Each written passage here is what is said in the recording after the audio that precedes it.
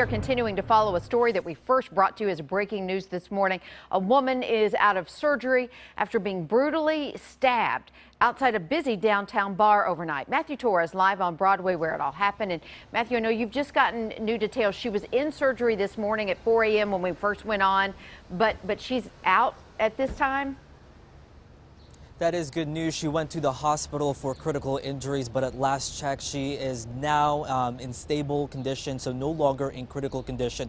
But it was before midnight here outside Honky Tonk Central when she was stabbed several times in the neck by, allegedly, her friend's boyfriend during an argument. Police say that James Gladden not only stabbed the victim, but threatened to kill his girlfriend and another friend. And according to a report that we've obtained, Gladwell and his girlfriend were arguing inside the bar about money. They continued arguing outside when Gladwell allegedly grabbed his girlfriend, causing her friend to jump in and help out. And that's when she was allegedly stabbed. That's when she was stabbed several times. Gladwell ran away and police found him a few minutes later, several blocks down the road.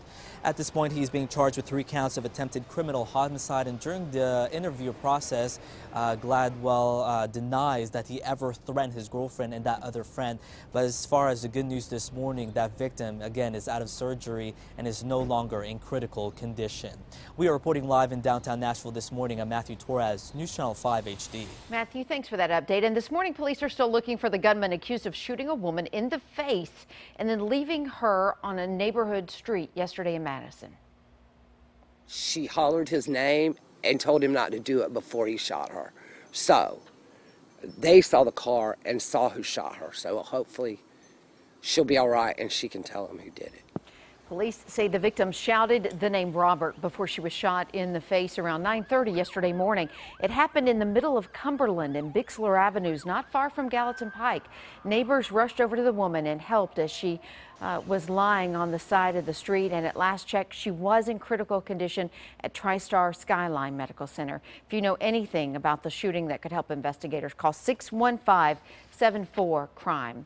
We have new information this morning about a major cocaine bust here in Nashville. We just got the arrest warrants for 9 people who were arrested after a 6-month investigation. And detectives seized this 50 kilos of cocaine, hundreds of thousands of dollars in cash, and at least 3 cars. We're told the investigation is ongoing and more arrests are coming. Detectives are expected to hold a media briefing on the operation later today. New this morning, the search is on for 3 men accused of robbing a store at gunpoint. It happened around 10:30 last night at the Sudden Service store on Hickory Hills Boulevard. Police tell us they entered the store and demanded money. One was armed with a shotgun and the other 2 had pistols, and they got away with about $300 before they took off in a silver SUV. So if you have any information that could help police, call Crime Stoppers to leave an anonymous tip. And in Goodlettsville, another search, this time for 2 men who are accused of shooting, and they say that it happened back in January. It happened on Greens Circle. Police say the victim, Kendrick Pointer, was shot and later died from his injuries. Witnesses were able to give police a description of the 2 gunmen, mainly their clothes. Now, this is really vague. One was wearing a black hoodie, black pants, and black shoes.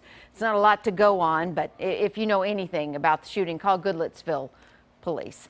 2 men accused of stealing an irreplaceable item from a Franklin family are now behind bars.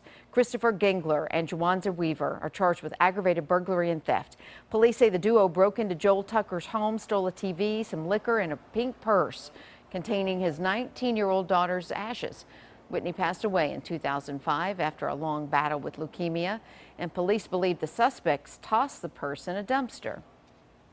These 2 felons robbed the family of something irreplaceable, and then they just threw it away.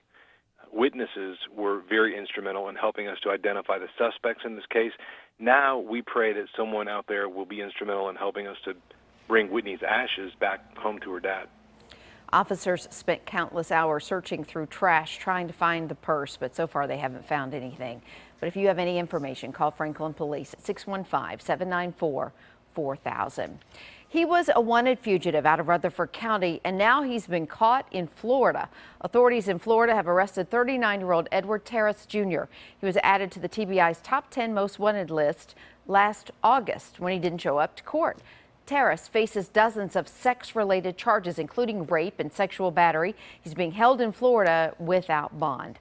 An escaped inmate is back behind bars today after leading police on a wild chase. Stanley Wallace, an inmate at Sevier County Jail, allegedly jumped a fence and fled the area in a stolen car. And this is video from the cop's dash cam. Officers raced down this winding road before they attempted to box in the red SUV driven by Wallace. He rammed the police cars as he tried to escape, and then officers had to shoot out the rear tires of the cars to disable the vehicle. A month later, and investigators are still looking for a driver who caused a deadly crash on I-40 before speeding away from the scene. Donnie Rogers was driving his Pontiac Firebird near Lebanon on February 27th when someone driving a pickup truck slammed into him. The 20-year Air Force veteran died instantly. His wife, Leanne, managed to survive and is begging that anyone with information come forward to help find the hit-and-run driver. We were his main focus in life, and we lost him. And I just hope and pray that whoever knows about this accident, please come forward. Don't be afraid. Officials believe there were a number of witnesses to the crash, and they're looking for a large red pickup truck. If you have any information, call the Tennessee Highway Patrol. And some new shocking details about a tow truck driver who ran into a Nashville home yesterday. Now, we still don't know the name of the driver yet, but we do know that they did not have a driver's license or an operator's license for the truck. Police say the driver bought the truck on Wednesday and was attempting his first tow when he forgot to put the truck in park. Neighbors say they heard a loud boom and saw the aftermath of where that truck rammed into the house, which appeared to be new construction with no one living inside. Thankfully, there were no injuries in that.